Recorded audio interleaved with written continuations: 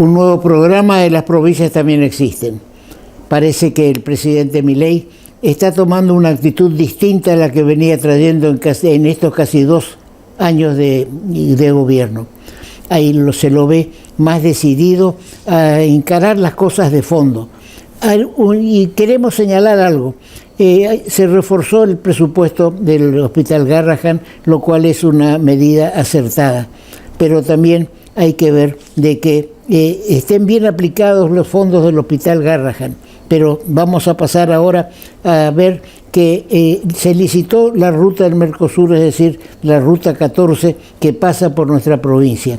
Se ha licitado con pago por medio de, de peaje, es decir, que será una ruta que va a tener un costo para el que la transita, no para el que está haciendo otra cosa o que usa la ruta 12 y no la 14.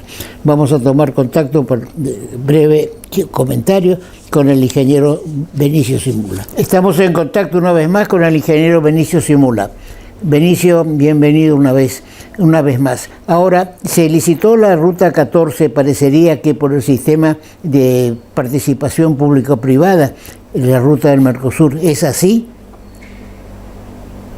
Bueno, se financió, se licitó, no exactamente con la ley de participación pública-privada, sino con la ley de concesiones de obra pública, la número 17.520, que viene de la época del gobierno de Menem y que tuvo algunas modificaciones por la ley de bases que se aprobó el año pasado.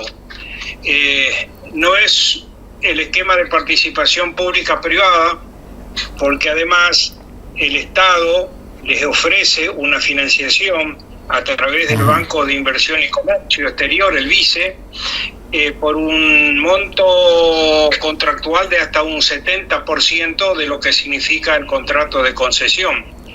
O sea, en la PPP las cuestiones son diferentes, es el privado el que busca la financiación, y en este caso, es el Estado quien otorga esta financiación en una condición extremadamente ventajosa. O sea, estamos hablando del UVA más el 2%. Si usted deposita dinero en el sistema UVA, le pagan el UVA más 1% en el año.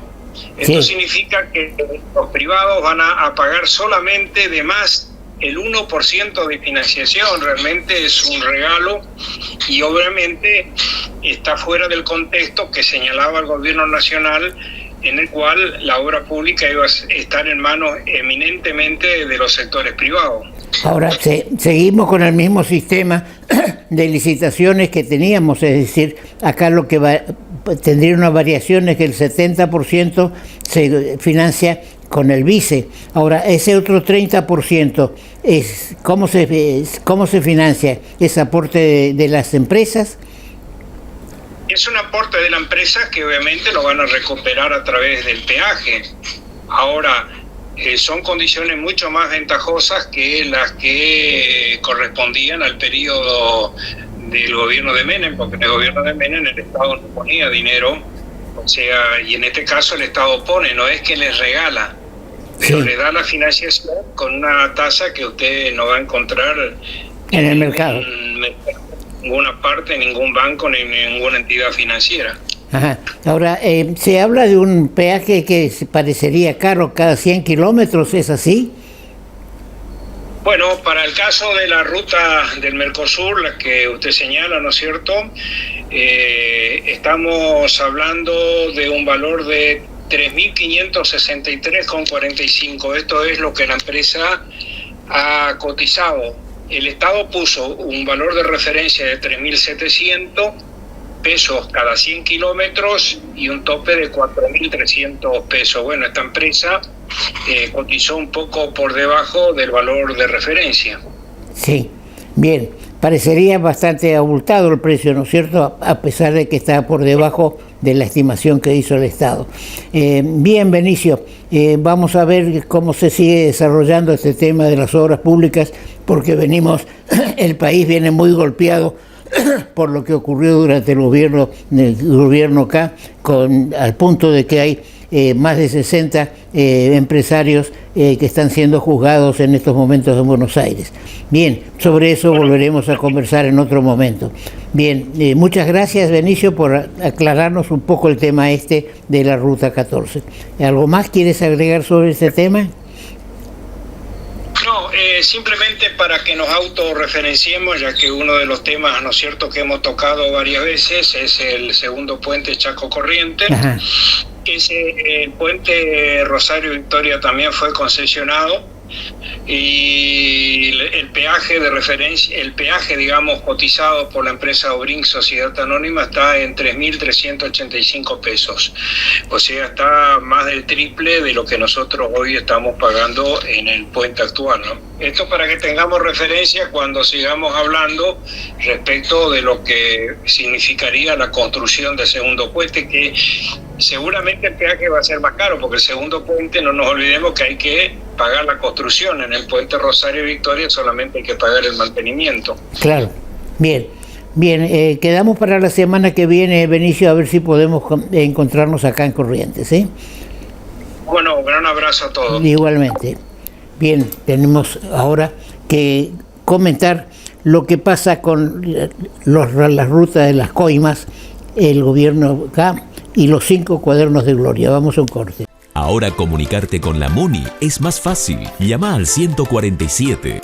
Sumamos una nueva línea de atención telefónica directa y gratuita las 24 horas. Podés realizar todo tipo de reclamos sobre servicios municipales, consultas, asesoramiento de gestiones y trámites. También podés requerir info de eventos, turismo y más. Hola, somos el Servicio de Atención Ciudadana de la Municipalidad de Corrientes. ¿En qué te podemos ayudar? Línea 147. Estamos cerca tuyo, Municipalidad de Corrientes. Empezó el día jueves de esta semana el juicio por las coimas en lo que se llama el juicio de los cuadernos. ¿Por qué de los cuadernos? Resulta que el chofer de unos de los que están implicados en este tema de las coimas, el Centeno es un oficial del ejército, digamos que estaba retirado y que tenía un sistema de remis primero y después ya fue confirmado en el Ministerio de Planificación como chofer.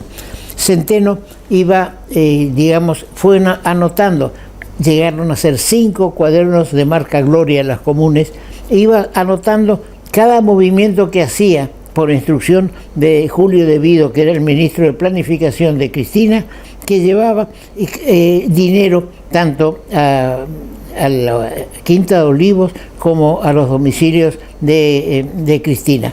Fíjense que en Europa se había puesto, o en Estados Unidos mejor dicho, se había puesto en movimiento un billete de $500. Todos estamos acostumbrados a ver el billete de 100. Se puso en movimiento el de $500 para evitar andar moviendo grandes sumas de dinero. Eso fue en Europa con buena intención, pero llegó un momento que el Banco Mundial se le llamó la atención que en la Argentina había una demanda muy grande de billetes de 500. ¿Por qué? Porque manejar la cantidad de dinero que se llevaba de un lado a otro, producto de las coimas, entonces era demasiado abultado y ya no tenían más lugar donde guardar. Entonces empezaron a buscar esos billetes de $500 a tal punto que, llamada la atención, que se sacó de circulación este billete de $500. Ahora bien, que el chofer Centeno anotaba y se llevó tanto dinero de tal lado hasta el otro, de tal lado hasta el otro, y se está hablando de una suma multimillonaria, 3.000 millones, 3.700 millones de dólares. El monto de las coimas es 3 veces el importe que se jugó en el tema de vialidad. Ahora, ¿cómo funcionaba este sistema de las coimas? Resulta que se reunieron en la Cámara de la Construcción y de ahí resolvieron con Wagner, que era el presidente de la Cámara de la Construcción. Por eso yo digo, hay que tener en cuenta el tema de los privados. Los privados no pueden tratar de evadir su responsabilidad, porque si no hubieran hecho este esquema que les voy a comentar, no hubiera podido hacerse este gran desfalco que se le hizo al país. Bien, reunidos en la Cámara de la Construcción, acordaron que en las licitaciones una de las empresas iba a ser ya antes de la licitación la designada como adjudicataria de la licitación. Entonces se presentaban 2 o 3 empresas, pero todos sabían que había una de ellas la que sería, digamos, la adjudicataria. Entonces el Estado, el gobierno acá, le daba un anticipo ahora a las empresas, pero ese anticipo no era para las empresas, sino era la coima que se cobraba. Entonces la empresa recibía el anticipo del Estado, que ya se cargaba, digamos, por supuesto, el presupuesto de la empresa ya contemplaba este movimiento. Entonces se le daba el anticipo, y ese anticipo volvía a repetirse y se le daba debido a esta asociación ilícita presidida por Cristina Kirchner. Bien, ese es uno de los temas con las empresas constructoras, pero también las concesiones de rutas viales, la parte de automotores, digamos, de empresas de viales, tenían otro sistema. Se daba también un aumento en el costo de los pasajes y demás, y entonces eso era lo que había que devolver a esta mafia de asociación ilícita presidida por Cristina Kirchner. Ahora, los empresarios comprometidos, que son 63 empresarios de la construcción y concesionarios de transporte, quisieron pagar al Estado una suma grande en millones de dólares con tal de que no sean juzgados. Hay un artículo del Código de Procedimientos Penal que establece que se puede, en determinados casos, indemnizar a la víctima. Pero, la Cámara Federal, que está juzgando este tema, se negó a que puedan pagar para no ser juzgados. Ahora, si uno se presenta para pagar para no ser juzgado, no está admitiendo que es culpable, porque si no, ¿por qué? Si dicen, como sostiene la presidenta, la expresidenta, que es todo una cuestión armada y que no es cierto, pero hay empresarios arrepentidos que reconocen que han tenido que pagar, pero dicen que tratan de disimular como un aporte de campaña. Es decir, pagaban 2 billones de dólares como coima y figuraba como aporte. Quieren hacer ahora, una vez juzgado, aparecer como, como aporte de campaña. Ahora, todo esto forma un grupo, una masa de dinero que serían 300 años del presupuesto del Hospital Garrahan. Es decir, que se sacó de las arcas de la nación, las arcas de todos nosotros, se sacó ese dinero para beneficio de esta asociación ilícita, cuando se podría haber destinado. No vamos a esperar 300 años para apoyar al Garrahan. Se pudo haber destinado al Garrahan, a los jubilados, a las universidades, pero todo estaba hecho para poder beneficiar a Cristina como jefa y a todos estos 63 empresarios y funcionarios. Hay como en total hay como 80 personas que están siendo juzgadas en estos momentos. Este juicio es el más grande que existe en la historia de nuestro país, de la corrupción en nuestro país.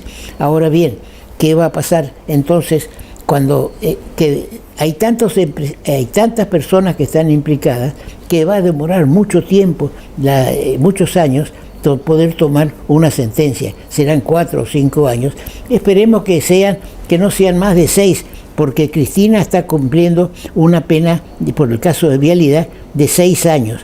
Esperemos que cuando termine esta pena o antes, esté la próxima pena, y entonces vamos a tener por lo menos a Cristina con 12 años de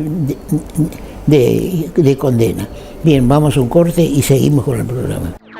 Hagamos una ciudad más limpia y sustentable. Separa plásticos, papeles, cartones, metales y vidrios y llévalos a los puntos verdes para que sean reciclados. Los encontrás en las plazas Vera, Libertad y Torrent, o en los parques Mitre y Cambacuá. Conoce dónde están los demás puntos y toda la info en ciudaddecorrientes.gov.ar/reciclando juntos.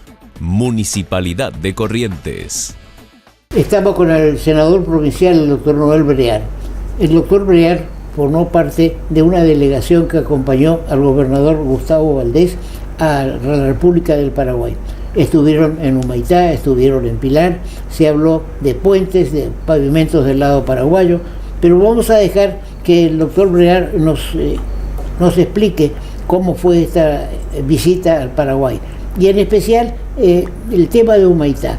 Bien, Noel, muchas gracias por venir. Bueno, ¿cómo fue este tema? ¿Cómo nace y cómo se habla? No, la verdad que me sorprendió, pues yo la primera vez que fui a una delegación institucional al Paraguay, digamos, aparte de ir a comisiones, trabajo de comisiones, te lo digo con el gobernador y el presidente de la República, me impresionó primero que en integración el trato personal es muy importante, es decir, el trato del gobernador con el presidente de la República y con el vicepresidente, que es tanto Peña como Pedro Eliana, que es de Pilar, el vicepresidente, son dos muchachos de 50 años, es decir, muy jóvenes, con mucha vitalidad, pero aparte el trato con Gustavo Valdés tenían una relación profunda de mucho tiempo, así que eso facilita el trabajo político. Y fuimos a un lugar que para mí es muy importante, sobre todo a todo lo que nos gusta leer un poco de historia, uno de los lugares epicentro de la guerra del Paraguay, de la Triple Alianza. La Triple Alianza. La famosa, el lado de paraguayo le llaman la guerra Guazú, que es la guerra grande. Humaitá fue en la defensa del cuadrilátero, como se llamó en Paraguay, las 4 fortalezas que había.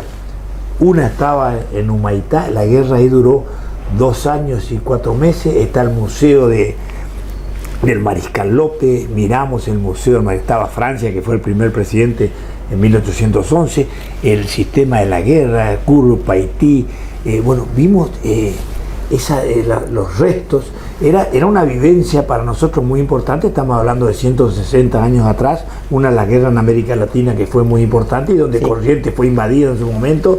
Esta fue la segunda guerra con el Paraguay. Belgrano también, en la época de 1810, intentó, y cumpliendo órdenes de la primera junta, intentó tomar el Paraguay dentro, o mejor dicho, producir anexar, integrar, que no sea una provincia rebelde. Producir en el Paraguay, digamos, la misma revolución que estaba rigiendo en el resto de lo que hoy es la Argentina, ¿no? Pero bien, ahora, estos contactos sin ninguna duda son muy positivos. Muy positivos. Ahora, bien, ¿de qué cosa más o vimos la menos? visión estratégica.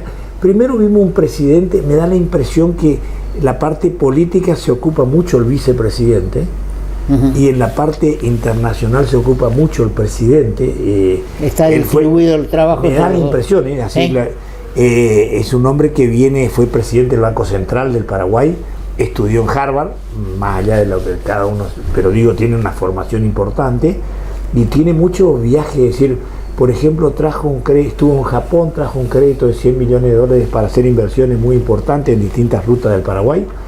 Vi que con el tema de la hidrovía, la importancia, porque ellos son un país mediterráneo. Sí, totalmente. Se llamaba, ¿se acuerdan usted, la muralla de la yerba mate? Sí, se encerraron en ese mundo, pero tenían un desarrollo espectacular. La guerra no fue de casualidad, tenían los altos hornos de acero, trenes, era un importante desarrollo autónomo que a Inglaterra, que era la hegemónica en ese momento, no le interesaba, y la Argentina, que todavía no era la Argentina.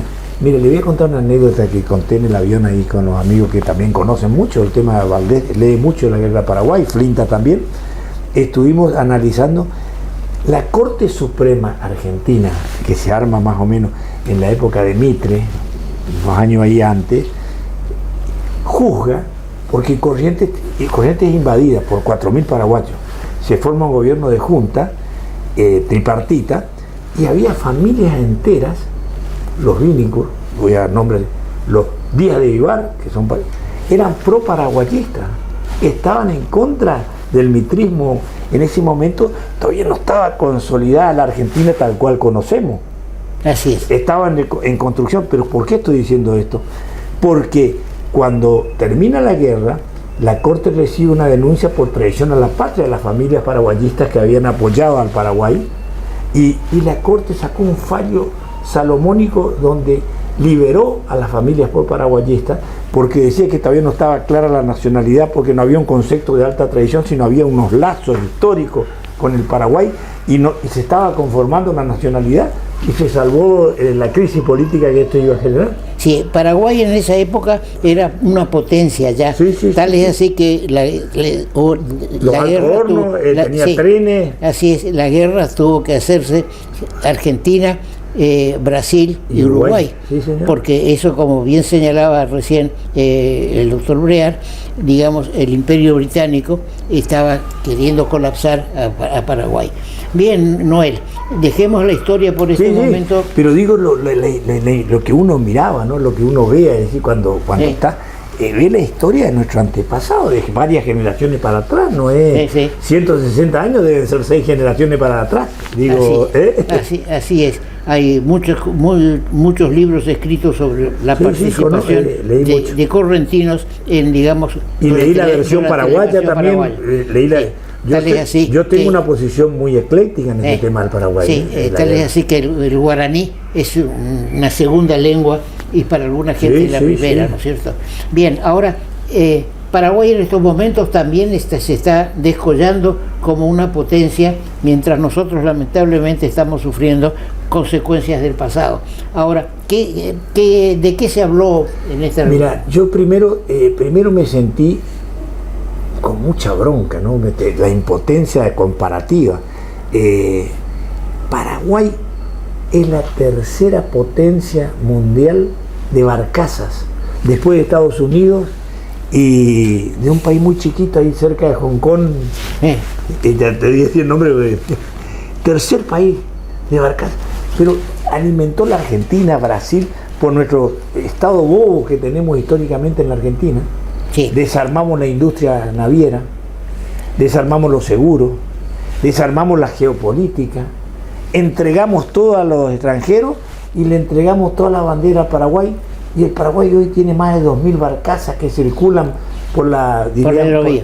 Y votó hace muy poco, es decir, puso en el agua un buque que porta barcazas, el más grande del mundo de transporte fluvial. Y bien señalado, y ahora me toca un poco el tema. Vos sos profesor de Derecho de Navegación, claro, históricamente. Así es, y aparte de eso... mis intereses familiares, cuando se terminaron de construir las dos grandes plataformas y buques tanque, digamos, el país se dio la espalda a la industria naval, no solamente de astilleros corrientes, a la industria naval del país, y se desarrolló la industria en Paraguay. Y tal es así que obreros y técnicos que estaban en toda la mano de obra calificada se fue para allá. Se fueron para aquellos lados. Pero me interesa que la audiencia conozca qué esperamos de esta reunión o qué... Son reuniones, primero, políticas de hermandad, segundo, queda abierto, y tercero, la conectividad de infraestructura que está haciendo el Paraguay para vincularse con nosotros, y nosotros todavía no podemos ofrecer a grande porque la obra pública provincial es la que se hace, la obra pública nacional está suspendida hace 2 años, entonces... Pero tenemos que buscar los contactos físicos. Una de las cosas que él habló es el puente Pilar Puerto Cano, y después habló también del puente pavimento. Primero, ya ese día se licitó la pavimentación con hormigón armado de Pilar hasta Pasos de Patria, que quedan frente de Paso Patria, y se habló de la posibilidad del puente. Sí, hablaron ellos de la posibilidad del puente. Nosotros nos quedamos un poco cortos porque eso es un tema que excede, está con Cancillería, con Economía Nacional, pero son lo que tenemos que ir pensando. La hidrovía que tenemos que ampliar. Imagínense que la hidrovía comienza o termina, de acuerdo a la lógica que usted pueda decir, en confluencia, que es el río Paraná con el Paraguay, ahí y va hasta el océano, pero nos deja afuera desde Paso Pacha y Ituzaingó, y tenemos el puerto estratégico geopolítico de Ituzaingó. Está en mismo Misiones, donde la autopista no está previsto todavía, y lo que estamos peleando es, porque ¿qué es la autopista? Es el dragado es el balizamiento, es el mantenimiento, la señalización que necesita tener para armar la autopista. Así es. Ahora, sería una conexión de Pilar hasta Paso Patria. Por eso nuestro programa se llama Las provincias también existen, sí, demostrando que el federalismo es clave. El federalismo, sin el apoyo de las provincias, al gobierno nacional se le va a hacer muy difícil plantear las reformas y demás. Independientemente de lo que uno opine sobre las reformas, hay que instrumentarlas. Ahora, me decías que se va a pavimentar desde... Se licitó ese día 60 millones de dólares desde Pilar a Paso de Patria. Paso de Patria. Para ellos es muy importante, un camino costero muy importante, un gran desarrollo. Ahora, se llegó a hablar también de en estos momentos, ¿hay una conexión entre Paso de la Patria argentino y Paso Patria paraguayo? En Lancherman. Ahora, ¿se llegó a hablar de una posibilidad de un puente? El presidente paraguayo habló como la voluntad de integración, y ahí mencionó lo de Cano, lo de Paso de Patria, pero sin que haya una base legal que sí, por supuesto, y voluntad del otro lado, claro. ¿Se entiende? Digo en términos nacionales, de nación a nación, ¿no? Sí, pero ya está la voluntad, está el estar... por ejemplo, el vicepresidente de la República del Paraguay viene a la asunción de Juan Pablo Valdés. Ajá, qué bien. Digo, pues esto es a raíz de esta reunión, ¿no? Dicen que una hija del vicepresidente y le digo más, estudia acá. No me quiero meter en la madre del presidente de la República de Argentina. Eso aprendí ahí. Pero lo que sí vi es que hay una posibilidad cierta de que el vicepresidente sea candidato a presidente de la República en el futuro. En el próximo. Sí, me decía alguien que está interiorizado de algunas cosas, que Pedro Aliana se llama. Que el vicepresidente o el presidente tienen una hija estudiando odontología acá. Esa es una parte de la integración que tenemos que hacer con la universidad, con la UNE, ¿no? Pero y Franco anteriormente, que fue vicepresidente, también tenía parientes acá en Corrientes, en Argentina, y estudió acá. Sí. Medicina, ¿no? Ahora, hay que aprovechar, yo creo que cualquiera de los dos puentes, ya sea el de Pilar, Colonia Cano, o el de Paso Patria y Paso de la Patria con Corrientes... Eso todavía quedó en grado de idea voluntaria, pero ya se instala. Usted sabe que primero tiene que estar el sueño, tiene que estar la idea, después la voluntad, y traducir eso, pero digo, ya se instala, ¿me entiende? Y la verdad que una relación con el gobernador de Pilar... sé que tiene muy buena relación también con el gobernador de las Misiones, que queda frente a Yola. Tanto la buena relación el gobernador como el futuro gobernador, es decir, los dos tenían un trato ahora sería, muy bueno. Sería muy interesante para bajar costos también. Y le cuento una cosa que también me generó envidia sana. Digo, fuimos después a comer a la casa del director de Yacyretá, paraguayo, que es de Pilar. Y tiene su casa ahí, en Pilar. Sí. Y comimos la delegación argentina junto con la delegación paraguaya. Almorzamos ahí, después de todas las reuniones. Y veíamos cómo hacíamos el análisis, cómo el director de Yacyretá entregó 48 becas para 48 paraguayos que están estudiando en el exterior, financiados por Yacyretá. Después entregaron un montón de becas, no sé cuántos miles de alumnos, becas de Yacyretá. Eso nosotros en nuestro idioma no existe. No sabemos dónde están encapsulados unos degenerados, digo así, porque históricamente han perjudicado a la Argentina. Mire, en el Tratado de Yacyretá está expresamente lo que se llama el efecto espejo. El efecto espejo era doble. Todo lo que se haga en Paraguay se tiene que hacer en la Argentina, y todo lo que se haga en Corrientes se tenía que hacer en Misiones, y viceversa, y Ayola. El modelo nacional, que era kirchnerista, porque digo kirchnerista, usted dirá, pero estaba Porfirio Aquino, aclaro, porque si no parece que pueden decir por qué hace la historia y quiero contar por qué. Sí. Donde hay el salto diferencial en Yacyretá a favor de Misiones, de todas las inversiones, 50 kilómetros costanera, ya sea también Encarnación como Posada, autopistas, hospitales, casa de gobierno, todo lo que se te ocurra del lado de Encarnación una inversión de 3.000 millones de dólares que eso está en YouTube, si usted mira y se va a encontrar con Yacyretá y cuando era el presidente de Posada. La diferencia cuando saltó brutal fue cuando se pone la turbina final. ¿Se acuerda que había menos turbina? Había que poner más turbina para que funcione a full y no se rompan las turbinas. Ese era el argumento. Ahora, el problema es que eso hacía que se inunde Posada una parte.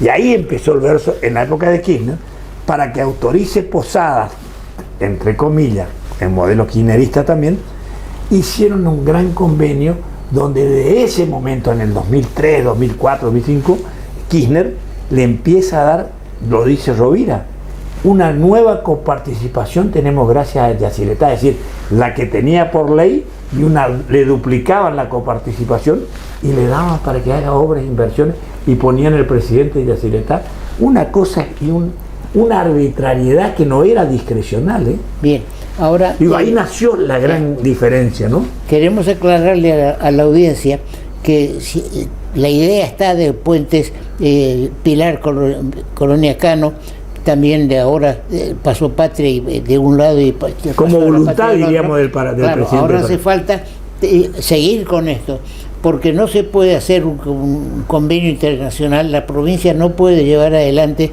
un proyecto de construir un puente porque es jurisdicción nacional y tiene que integrar la Cancillería. Es todo un proceso muy largo que nos hace pensar que no es cosa de ponerse a firmar mañana convenios entre la provincia y el Paraguay. Ahora, la atracción que tiene el Paraguay todavía, todavía en forma permanente, es que la cantidad de gente que los fines de semana emigra desde Corrientes o se va de visita a Asunción del Paraguay porque consigue las cosas a un mejor precio. Ahora, ¿por qué eso hay retraso cambiario? Claro, ¿por qué no podemos conseguir nosotros a ese mismo precio cosas de uso diario? Pero bien, esperemos que todo esto hay que arreglarse de alguna manera.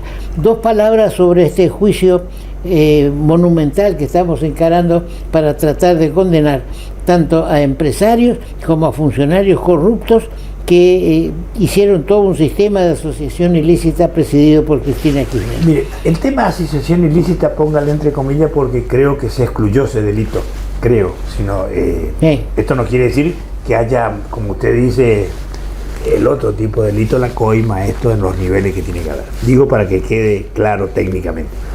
Y respecto a lo que usted dijo bien, hay un artículo del Código Penal que, si no me equivoco, el 306 o el 206, habla de que algunos delitos podrán ser sustituidos por el ofrecimiento de indemnizar a la víctima. Eso hay toda una jurisprudencia que delitos de la función pública contra el Estado Nacional no corre eso.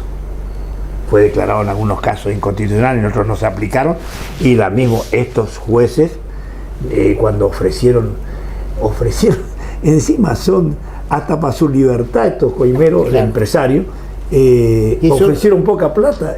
Estamos hablando de una fortuna que se llevaron. Reconocimiento de culpa. No, pero aparte ofrecieron uno 1 millón, otro 500.000, no es así. Así es. Pero aparte no corresponden los delitos, diríamos, de funcionario público, como tiene escrito en su libro Armando Aquino Brito.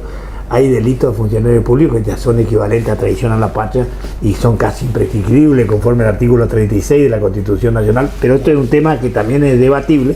Pero quiero decir, son de una gravedad que sería una frustración en términos de derecho punitivo que tiene el Estado cuando a usted le vacían un país querer indemnizar con el 1% de lo que se llevó.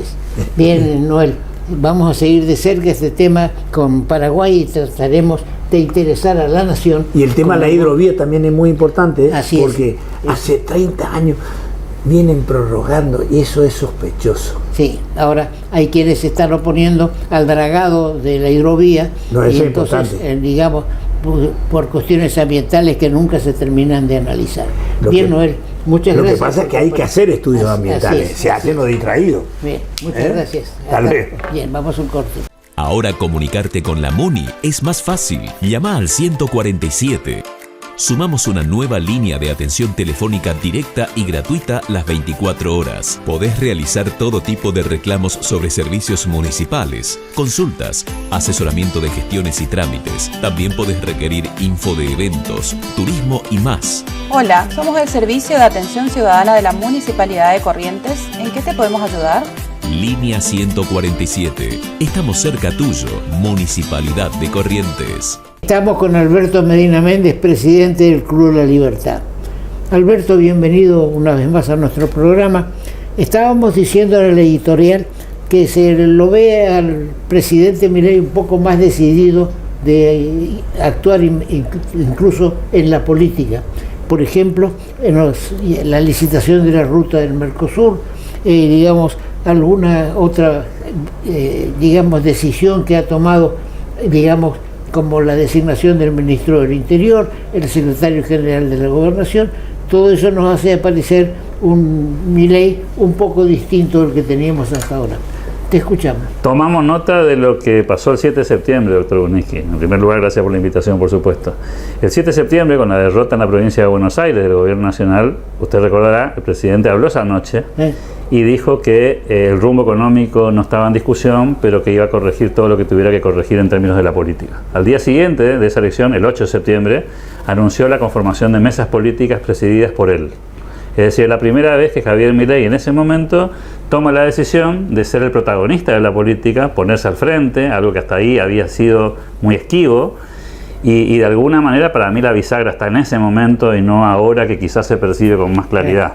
En segundo lugar, bueno, tanto las licitaciones de las rutas que han sido asignadas ya tienen un proceso bastante largo, la audiencia pública tiene ya unos cuantos meses, la decisión de involucrarse en esa cuestión de las provincias también tiene un antecedente previo, pero yo pongo la bisagra política en aquella fecha de la elección de la provincia de Buenos Aires. Que fue un aprendizaje para el gobierno, ¿no? Porque claramente había ahí una sensación de que iba a ser un triunfo, que podían estar muy cerca y que iba a ser una especie de primera vuelta o de paso en una elección que no había primaria. Bueno, eso no pasó, la derrota electoral de alguna manera acomodó los tantos, también por supuesto exacerbó a la oposición, que también creyó que después de ese resultado el gobierno estaba muy complicado, no tenía capacidad de respuesta y eventualmente iban a derrotarlo en las urnas en la elección de octubre. Eso tampoco ocurrió. Así que yo veo un giro discursivo, veo un giro en lo gestual. Creo que si usted lo observa, hasta la vestimenta es distinta, la forma en la que se planta ante la sociedad. Han desaparecido quizás algunos estilos más duros de su comunicación, y apareció otro presidente con obviamente mucho más volumen desde lo político, más protagonista, y visitando las provincias también, no solamente en campaña, sino con este anuncio que hizo ahora de que va a hacer reuniones de gabinete en el interior de Argentina y que va a ir por lo menos a 2 provincias por mes, lo cual también es una novedad en términos de lo que queda del mandato, ¿no? Sí, la derrota en provincia de Buenos Aires le habrá hecho ver al presidente que él tenía que salir a hacer campaña política y no dejar eso únicamente en manos de Karina o de Lule Menem o de Martín Menem, y que la gente quería verlo a él actuando, al punto de que las publicidades que hay acá de La Libertad Avanza son unos cartelitos muy chiquitos que hablan que está Virginia Gallardo y el presidente.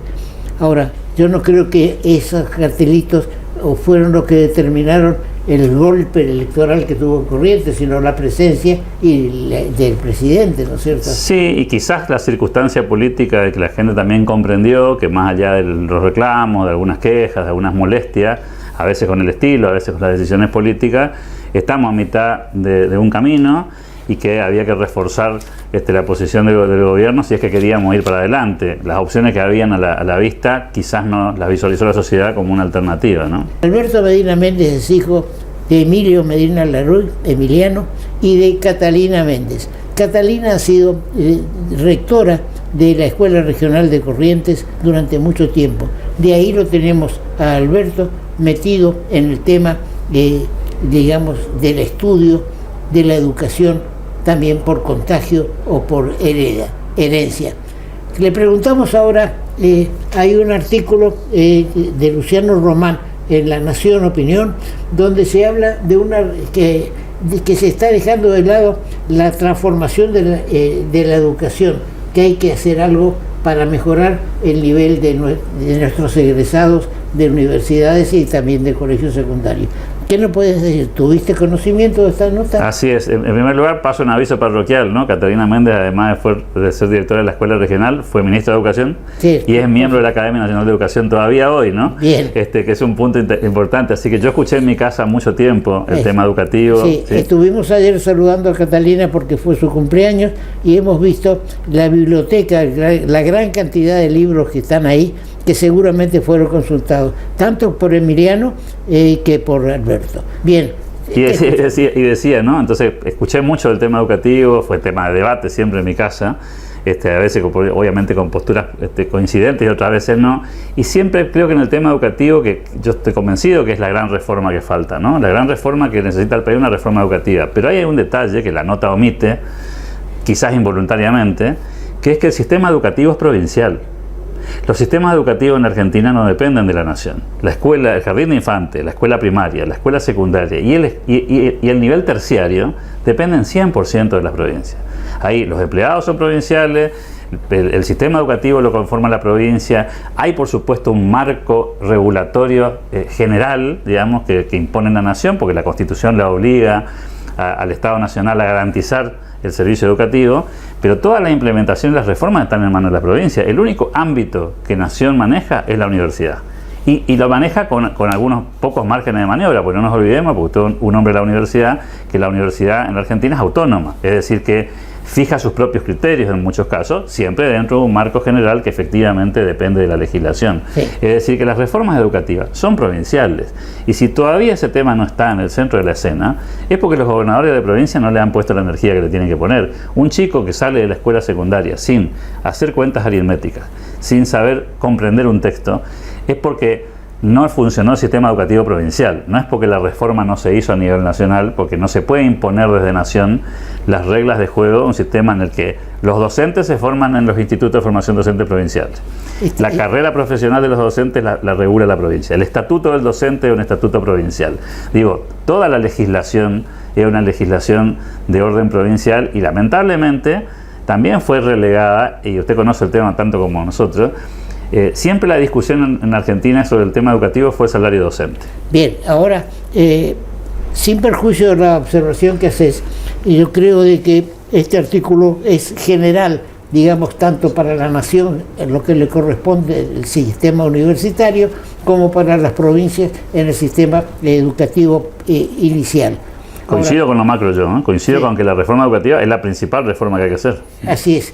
Ahora, hay cosas que dependen de la provincia sin duda y que nos llaman la atención. Por ejemplo, digamos, se trata de garantizar una escuela pública gratuita para que puedan acceder a la educación todos los niveles económicos. Ahora, no ocurre en realidad así. No hablo únicamente de la provincia, entiendo que en las escuelas primarias también ocurre lo mismo. Las exigencias en cuanto a vestimenta y demás hacen que ya no sea gratuita, sino que empieza a ser un costo. Por ejemplo, en Corrientes, ayer, el día jueves, hubo una reunión de educación física que se convocó para las 19 horas, empezó a las 21 y terminó a las 23 en un barrio alejado. Ahora, para eso las maestras, las alumnas, tuvieron que pedir, las madres de las alumnas tuvieron que hacer un gasto de uniforme, digamos, que se ocupa para ese momento y nunca más, porque si no se hace, no aprueban la materia de educación física, ¿no es cierto? Ahora, eso tiene que corregirse, en mi criterio, ¿no? Bueno, sin duda que un punto para trabajar, bueno, el primer tema que me gustaría también plantear ahí es que el sistema, digamos, no le genera una erogación extra a los padres ni a los alumnos, pero no es gratuito. De hecho, buena parte del presupuesto de la provincia de Corrientes está destinado al sistema educativo, ¿no? Debe ser inclusive una de las provincias que más recursos destina. Con lo cual, digamos, no se hace gratuito porque lo paga alguien. Ese alguien en general, por supuesto, son los mismos ciudadanos de la provincia, tengan o no tengan alumnos o miembros del sistema de la comunidad educativa en su familia o no. Se socializa de alguna manera ese gasto, y además están estas cuestiones que usted bien marca, que son los gastos adicionales que implica mandar a un chico a la escuela. Por eso también tanta dificultad para incluir en el sistema escolar a muchos niños que no pueden estar, porque claro, en el interior esto es más complejo aún, los traslados, las distancias, la dificultad física de llegar a la escuela, también complejiza todo ese sistema. Y por eso yo creo que falta una gran discusión sobre el tema educativo, que no pasa solamente por el único tema que nos ocupa todos los años, ¿no? Así es. El diputado Gars, que logró que se sancione en la Cámara de Diputados de la provincia la titularización de docentes que estaban hace mucho tiempo como provisorios o digamos en un determinado número de escuelas, generalmente de escuelas de ámbito social o técnico. Ahora, yo creo que, y lo hace como excepción, yo creo que debe instalarse tanto en el nivel primario, secundario y en el universitario el acceso a la cátedra previo concurso de antecedentes, título, antecedentes y oposición. No se puede limitar a un puñado de escuelas el hecho que y aparte el concurso es cerrado, que consecuencia de tantos años que estuvieron, digamos, sin la titularización. Bien, pasemos al ámbito universitario.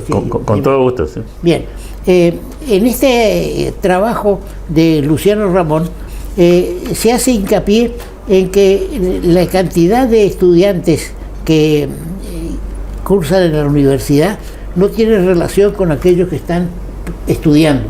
Es decir, que hay un 50% que no rinde una materia por año. Ahora, eso recarga el presupuesto, recarga también aquellos que estudian, tienen que tener al lado gente que va cuando quiere a la facultad, pero que a lo mejor por algún convenio laboral el hecho de estar inscrito en la universidad le significa un beneficio, ¿no es cierto? Eso nació en la época del ingreso restricto. Sí.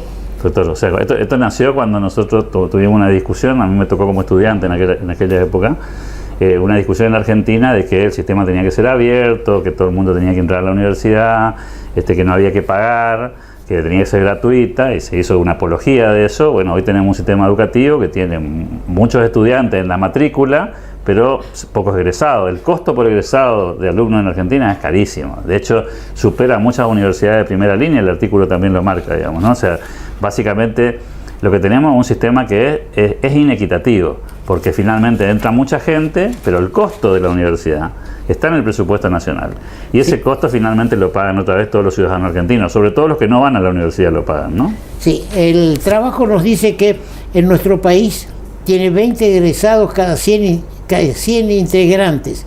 Chile tiene 82.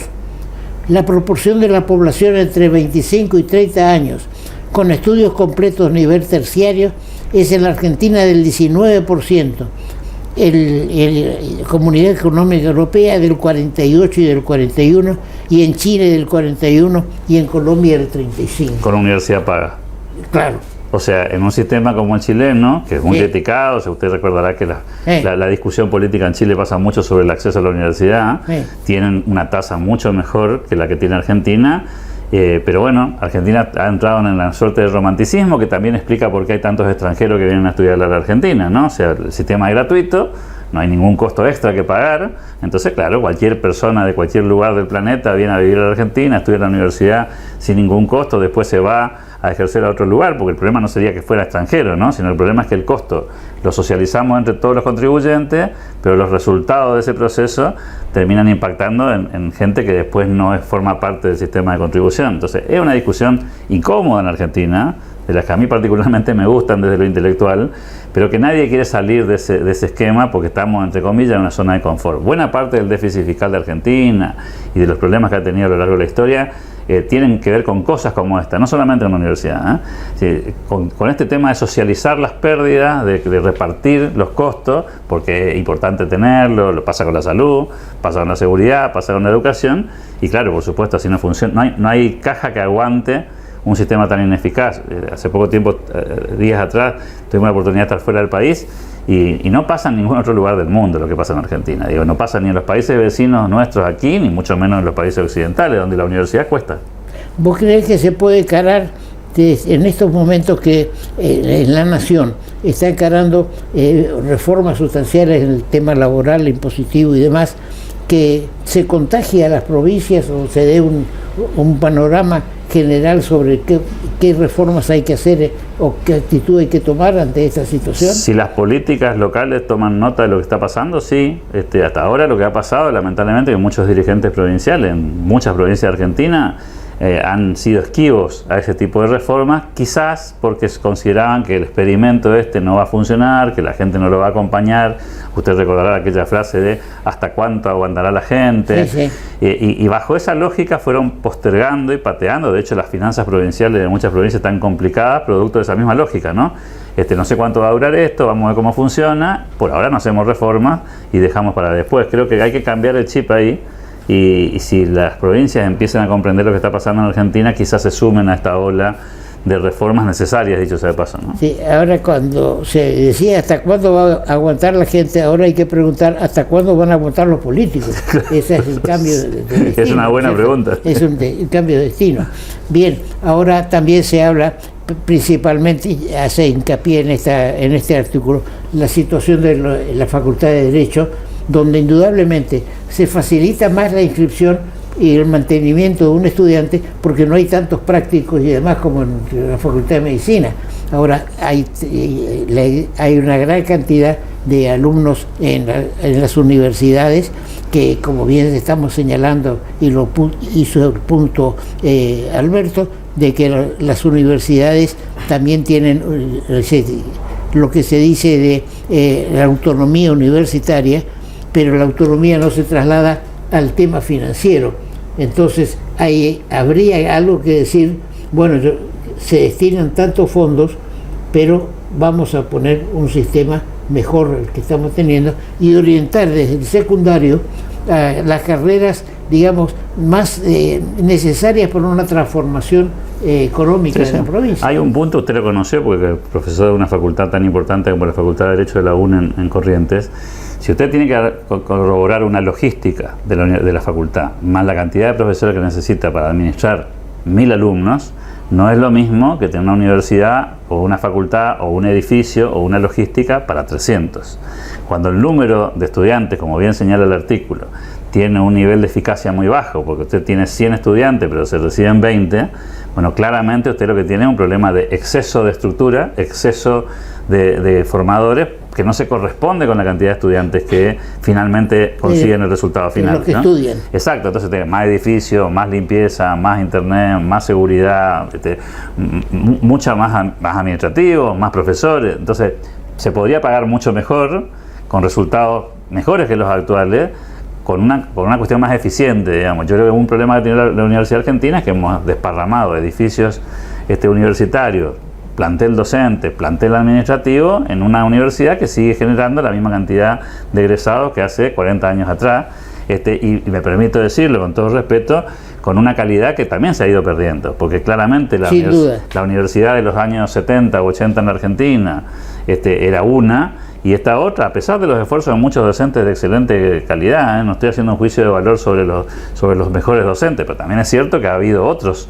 que se sumaron a la planta y que no necesariamente hoy nos garantizan altos niveles o altos estándares, sobre todo en un mundo, doctor Buniski, que cambió también, porque la Universidad Argentina, como la Universidad Norteamericana, ha mejorado sus estándares, está obligada porque el mundo está cambiando, hay tecnología, hay novedades, el mundo está más globalizado y no nos hemos ayornado a la velocidad quizás de los acontecimientos, ¿no? Entonces todavía estamos con nuestra nostalgia de la calidad académica de la Facultad X, de la Universidad X, y eso se corresponde un poco más con el pasado quizás que con el presente, ¿no? Así es. Si vamos a hablar de la universidad del pasado, hablemos de la universidad del 50.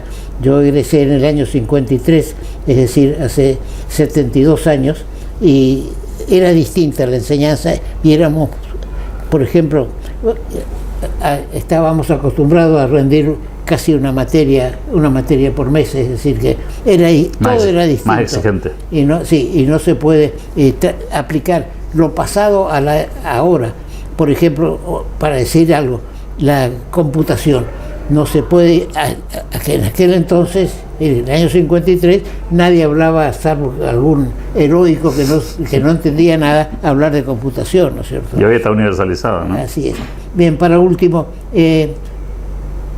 que confías en en la mejora económica del país? Sí, tengo un optimismo muy prudente, pero optimismo al fin por varias razones. Primero, porque se disipó la variable política, es decir, toda la turbulencia económica, la que hemos hablado en su programa en reiteradas oportunidades, gracias a su generosidad en convocarme, desapareció. Decíamos, ya no estamos hablando del tema de cómo va a ir el dólar, si sube, si baja, no forma parte del tema, ¿no?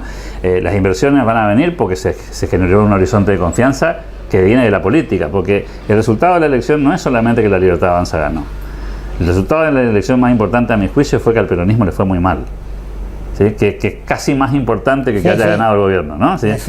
No es solamente los 41 puntos que obtiene el gobierno, sino los 30 puntos que consigue el peronismo, que es un dato, para mi juicio, muy revelador para el mundo de los negocios, las inversiones, la confianza en la Argentina. Es decir, el cuco, el temor a que cambie la cuestión, desapareció. Y por otro lado, esa pérdida de incertidumbre, ganamos un poco de certezas, se suma a las reformas que el presidente está mandando al Congreso. Primero, vamos a aprobar presupuesto. Eso para mí es muy auspicioso. Nosotros estamos con presupuesto prorrogado desde el 2022 en Argentina. Segundo, vamos a ir a discutir 3 reformas importantes. Inclusive una cuarta, que es la reforma del Código Penal, de la que usted seguramente sabe mucho más que yo. Pero la reforma laboral, la previsional y la tributaria son muy importantes. Saldrán mejores, peores, pero todo lo que pase ahí va a ser para mejor. Y después, por supuesto, estoy optimista con que todo el mundo de las inversiones se va a agilizar de cara a un 2027 que ya está más lejos, y de cara a que el presidente Milei quedó claramente, indiscutiblemente, como un candidato a la reelección bien parado para jugar. Ahora la oposición es la que tiene que hacer un trabajo gigantesco para ver cómo construye una alternativa, y vamos a ver ahí si el peronismo es capaz de reconvertir su discurso, reconvertir actores, modificar su narrativa, o si se queda en el ostracismo de la discusión de los cuadernos y de quién sale al balcón, y eventualmente si un gobernador de provincia puede aglutinar todo el peronismo, ¿no? Bien, siempre es interesante hablar contigo, pero el tiempo se nos va. Muchas gracias. Muchas gracias, y así damos por terminado nuestro programa del día de la fecha.